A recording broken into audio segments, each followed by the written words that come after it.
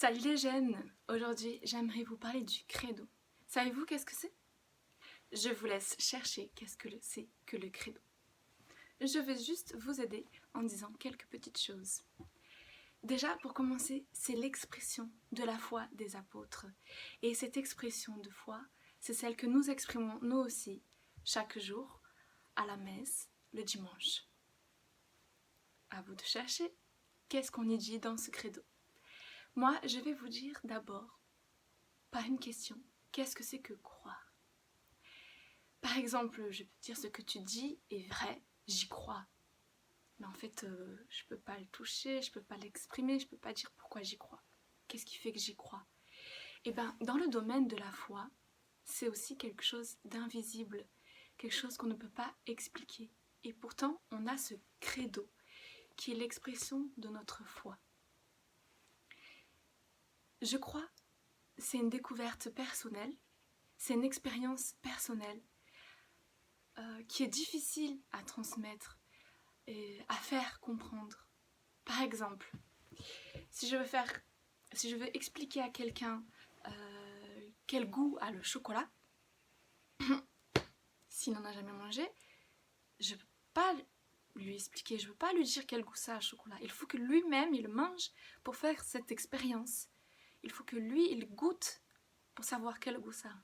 Il faut qu'il mange. Et avec la foi, en fait, c'est ça. On a tous besoin d'y rentrer pour comprendre. On ne peut pas l'expliquer. On a tous notre expérience personnelle, notre manière de l'exprimer. N'empêche que les apôtres, ils ont réussi à exprimer d'une certaine manière notre foi, la foi que nous avons tous dans notre Église catholique romaine. Alors, en fait, je pourrais dire aussi que la foi, c'est une rencontre avec quelqu'un, le quelqu'un qui est Dieu. Ce quelqu'un, il est invisible, il est insaisissable. Et cette rencontre, elle est difficile aussi à exprimer parce que sur quoi je peux m'appuyer pour dire qu'elle est réelle? Ça, c'est difficile, hein? Sur quoi est-ce que je peux m'appuyer pour dire qu'elle est réelle?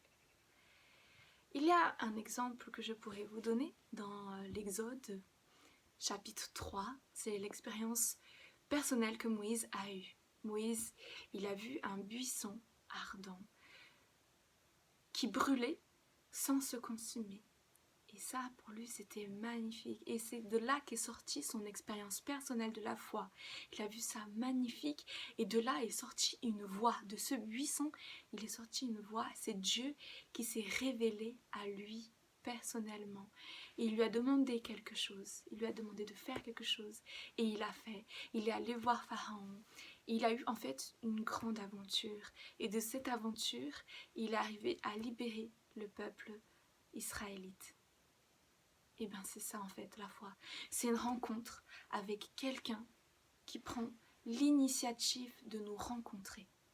En fait, ce quelqu'un, c'est Dieu, comme je vous disais. C'est Dieu qui prend l'initiative de nous rencontrer, nous, personnellement, et de nous introduire dans une aventure dans notre vie.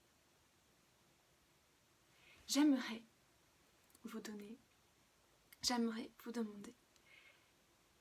que vous puissiez me dire, qu'est-ce qui fait que vous êtes ici, dans l'Église catholique?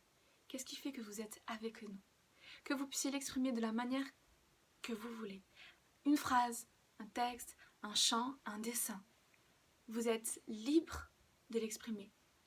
Envoyez-le sur WhatsApp, par SMS, comme vous pouvez, et pour que tout le monde puisse voir ce message qui est important de votre expérience personnelle, de votre foi. À vous les jeunes!